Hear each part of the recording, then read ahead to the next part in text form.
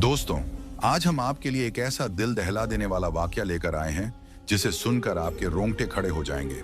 ये मुंबई के एक छोटे से कस्बे की बात है। एक बिल्डिंग में कुछ लोग रहते थे जो आपस में मिलजुल कर रहते थे। अचानक उस बिल्डिंग के एक फ्लैट से बदबू आने लगी जो इतनी बुरी थी कि लोगों का वहां से गुजरना मुश्किल हो गया।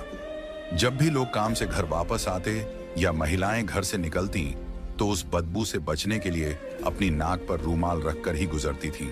शुरुआत में लोगों ने सोचा कि शायद बिल्डिंग में कोई चूहा या बिल्ली जैसी जानवर मर गया होगा।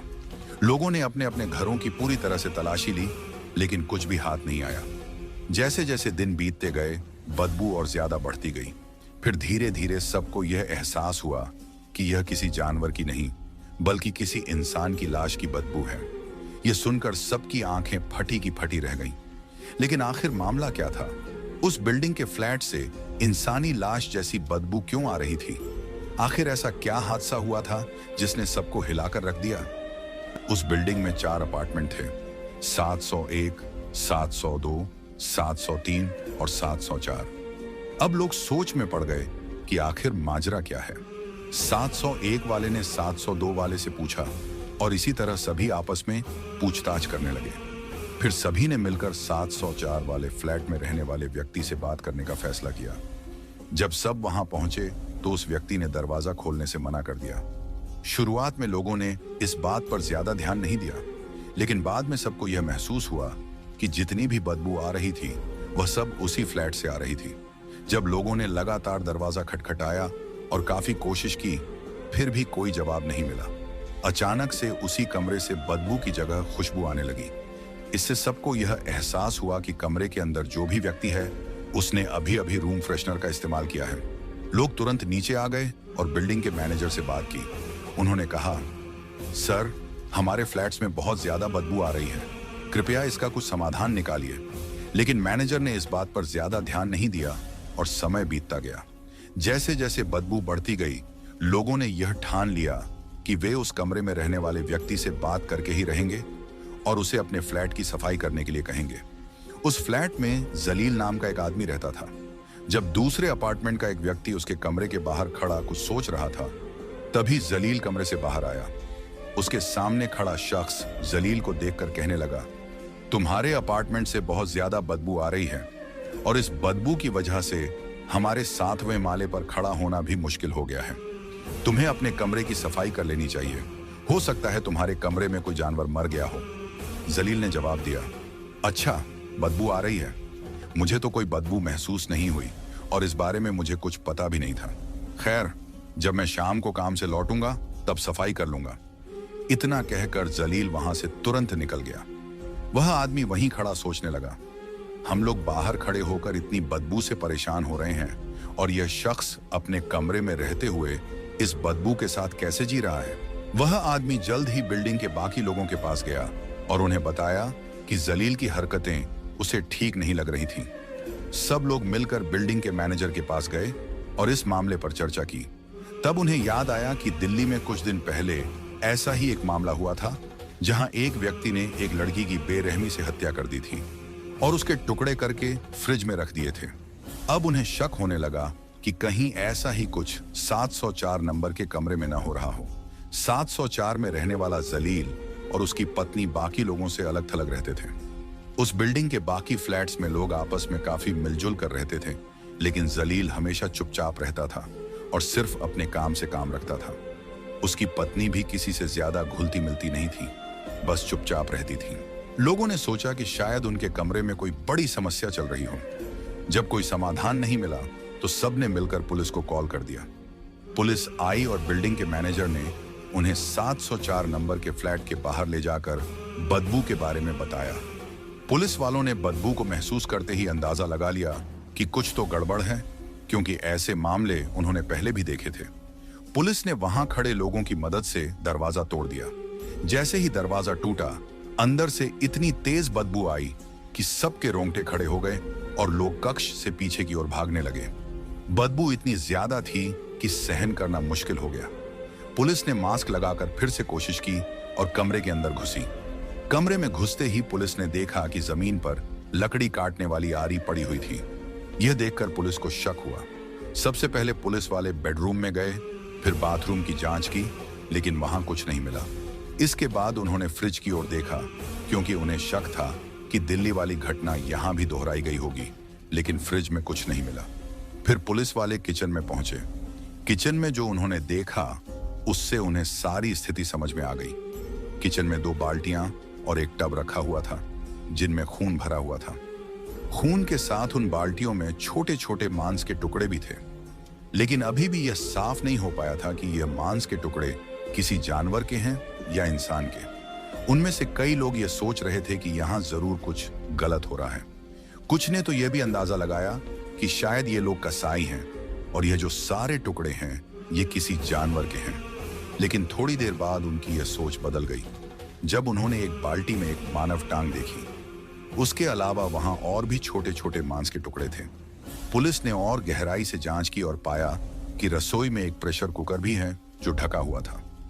जैसे ही पुलिस ने प्रेशर कुकर खोला, उनके सामने एक और चौंकाने वाला दृश्य आया। प्रेशर कुकर के अंदर भी मांस के कई टुकड़े भरे हुए थे। चूल्हे पर एक तवा भी रखा था, जिसे जब ध्यान से देखा गया तो पता चला कि उसी तवे पर मांस को भूने का निशान था।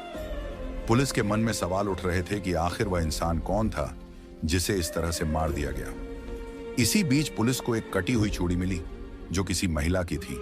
अब उन्हें समझ में आ गया था कि यह सभी टुकड़े एक औरत के हैं। अब तक उनके पास एक सुराग था, लेकिन उन्हें पता करना था कि यह महिला कौन थी। पुलिस ने पास के लोगों से पूछताछ की। लोगों ने बताया कि यहाँ एक जोड़ा रहता है, जलाल और उसकी पत्नी मबीना। जलाल को सुबह देखा गया था, लेकिन मबीना को 2-3 दिन से कोई नहीं देख पाया था।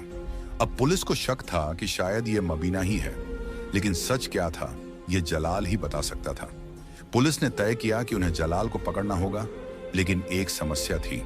अगर उन्होंने उसे अचानक पकड़ लिया तो वह भाग सकता था और फिर उसे ढूंढना मुश्किल हो जाता।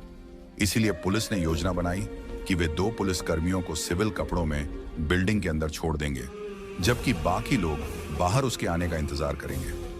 इससे जलाल को भागने का मौका नहीं मिलेगा। अब पुलिस जलाल का इंतजार कर रही थी। जैसे ही शाम हुई, जलाल काम से वापस आया। पुलिस ने उसे चारों ओर से घेर लिया। पुलिस वालों ने फौरन जलाल को पकड़ लिया और जब उससे पूछताछ की गई कि उसके कमरे में क्या हो रहा था और उसकी बीवी कहाँ है, तो जलाल के तो होश उड़ गए। फिर वह कहने लगा, साहब चलो कमरे में बैठकर मैं आपको सारी सच्चाई बताता हूँ और यह भी बता देता हूँ कि इन सब चीजों में मेरी कोई गलती नहीं है। पुलिस वालों ने कहा, गलती किसकी है ये तो हम पता कर ही लेंगे, लेकिन तुमने जो कुछ किया उसके बारे में खुलकर बताओ। जलाल ने जल्दी से सिगरेट का कश लिया और फिर अपनी बात शुरू की।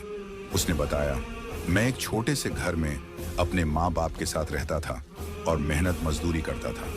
जब मैं जवान हुआ तो मेरे माँ बाप दुनिया से चल बसे। अब मैं बिल्कुल बेसहारा हो गया था। बेरोजगार तो मैं पहले ही था, कभी काम मिलता कभी नहीं, लेकिन फिर मैं एक पक्की जगह पर नौकरी करने लगा। वह एक परचून की दुकान थी। मैं दुकान अच्छे से चला रहा था। आसपास के लोग वहां से सामान खरीदते थे और मेरी भी बहुत इज्जत करते थे। मेरी काफी जान पहचान हो गई थी। लेकिन एक दिन कुछ ऐसा हुआ कि उस दुकान पर एक औरत आई जो सामान खरीद कर चली गई। वह अक्सर मेरी दुकान पर आने लगी और मुझे वह अच्छी लगने लगी। कुछ दिन तो बड़े अच्छे गुजरे, लेकिन अचानक एक हादसा हुआ। एक कार की टक्कर से मेरा एक्सीडेंट हो गया और मेरा काफी खून बह गया। मुझे खून चढ़ाया गया ताकि मेरी जान बच सके।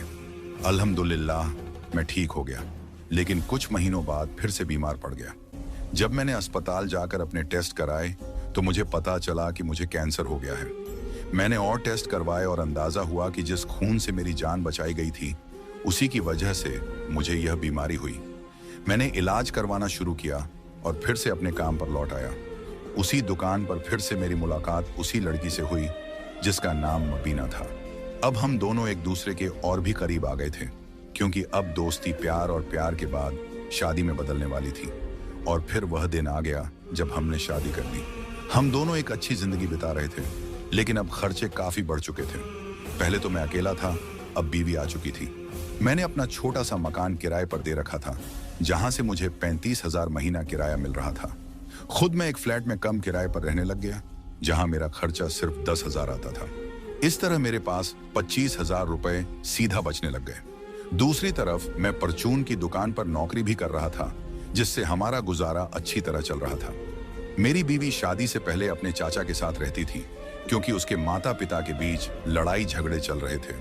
उसकी माँ अपने 5 बेटियों को लेकर अलग घर में अपने चाचा के साथ रहने लग गई थी, क्योंकि चाचा बहुत अच्छे इंसान थे। फिर एक दिन ऐसा आया जब उसके चाचा की मौत हो गई। इस दुख को वह सहन ही कर रही थी कि कुछ महीनों बाद उसकी माँ भी चल बसी। अब ये 5 बहनें मिलकर मेहनत मजदूरी करके अपना गुजारा करने लगी। इसी दौरान मेरी मुलाकात मबीर से परचून की दुकान पर हुई थी और आज हम दोनों पति पत्नी बनकर रह रहे थे। हमारा कारोबार अच्छा चल रहा था और हम ठीक ठाक जीवन जी रहे थे। लेकिन अचानक एक दिन परचून की दुकान किसी वजह से बंद हो गई और मेरी नौकरी हाथ से चली गई। अब हमारा गुजारा मुश्किल हो रहा था, क्योंकि नौकरी छूटने के बाद घर में पैसों की तंगी आ गई थी और लड़ाई झगड़े शुरू हो गए थे। मबीर मुझसे हर वक्त पैसों की मांग करती। हर समय उसकी जुबान पर पैसों की बातें रहती, जैसे कि मैं कहाँ से खाऊं, कहाँ से पहनूं। वह मुझसे कहती कि मैं कहीं और जाकर काम ढूंढ लूं। कुछ समय ऐसे ही बीता और मैंने एक फैक्ट्री में काम करना शुरू कर दिया। उस फैक्ट्री में बहुत सारी औरतें भी काम करती थीं। मेरी बीवी को शक की बीमारी ने घेर लिया। जब मैं शाम को थका हारा घर लौटता तो वह मुझ पर शक करती और तरह तरह की बातें सुनाती। कभी मेरा मोबाइल छीन लेती तो कभी बहाने बनाकर बुरी बुरी बातें बोलती, जिससे मेरा गुस्सा भड़क जाता। मैंने अपनी बीवी को कई बार सफाई दी, लेकिन वह किसी भी तरह नहीं समझी। एक दिन मैं तंग आकर अपनी बीवी को 2 थप्पड़ मार बैठा।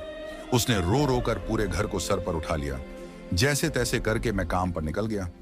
पूरा दिन फैक्ट्री में काम करता रहा, लेकिन मेरे मन में बीवी की बातें ही घूमती रहीं। मैं दुआ कर रहा था, या अल्लाह मेरी बीवी को हिदायत दे। शाम को जब मैं घर लौटा और कमरे का दरवाजा खोला तो मेरे पैरों तले जमीन खिसक गई। मेरी बीवी जमीन पर गिरी पड़ी थी और उसके आसपास कुछ दवाइयां बिखरी हुई थीं।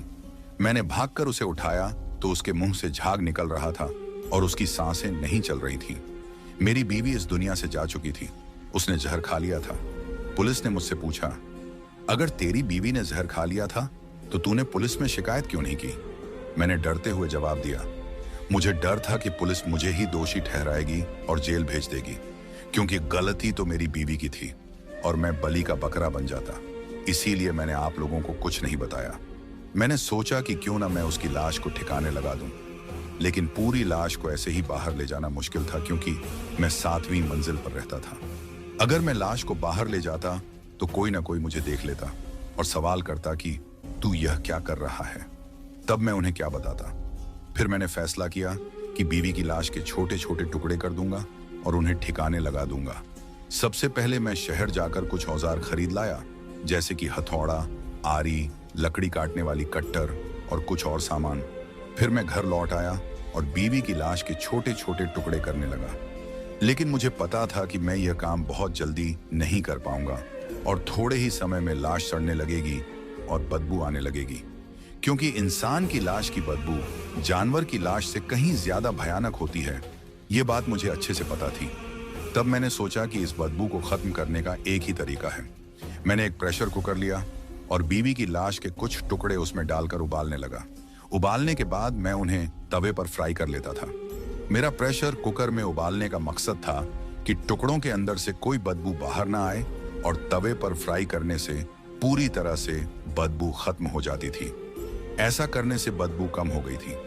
पूरे शरीर के हिस्से पिघलकर पूरी तरह से तरल हो जाते थे और मैं उन्हें बाथरूम में जाकर फ्लश कर देता था।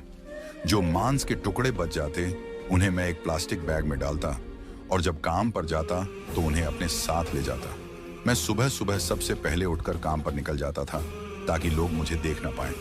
मैं उस समय निकलता जब आसपास के लोग सो रहे होते थे।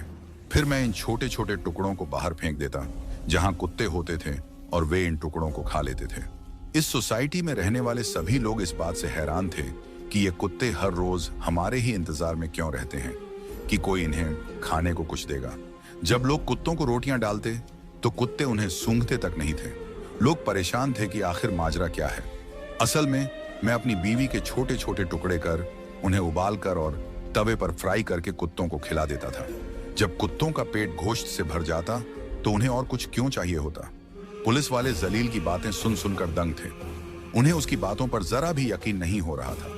वे सोच रहे थे कि यही अपनी बीवी का कातिल है। उनके समझ में नहीं आ रहा था कि कोई इंसान इतना निर्दयी कैसे हो सकता है।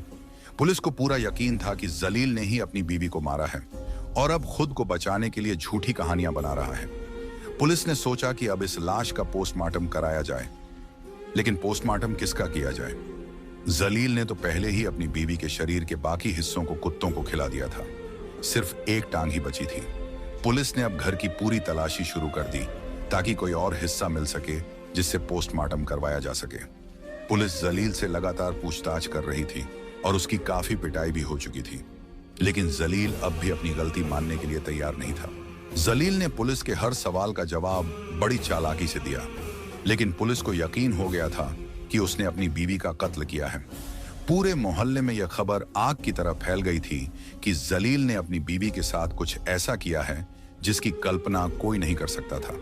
ठीक उसी समय पुलिस को एक गवाह मिला जो जलील की बीवी के बारे में जानता था। यह गवाह जलील के पड़ोस में रहने वाली एक औरत नाजिया थी। नाजिया ने पुलिस को बताया, जलील अक्सर अपनी बीवी को पीटता था। मैंने कई बार उसे रोते हुए सुना है और एक बार उसकी बीवी ने मुझसे कहा था कि वह अब और यह सब बर्दाश्त नहीं कर सकती। उसने यह भी बताया था कि जलील के किसी और औरत के साथ नाजायज रिश्ते हैं। यह सुनकर पुलिस का शक और गहरा हो गया। उन्होंने नाजिया से पूछा, क्या तुम्हें यकीन है कि जलील का किसी और औरत के साथ रिश्ता था? नाजिया ने सिर हिलाते हुए कहा, हाँ, मैंने खुद उसे कई बार देर रात बाहर जाते देखा है और उसने मुझे धमकी दी थी कि अगर मैं किसी को कुछ बताऊंगी तो वह मुझे भी नहीं छोड़ेगा। पुलिस अब जलील पर पूरी तरह से शिकंजा कसने की तैयारी कर रही थी। उन्होंने उसकी कॉल रिकॉर्ड्स और मैसेज की जांच की।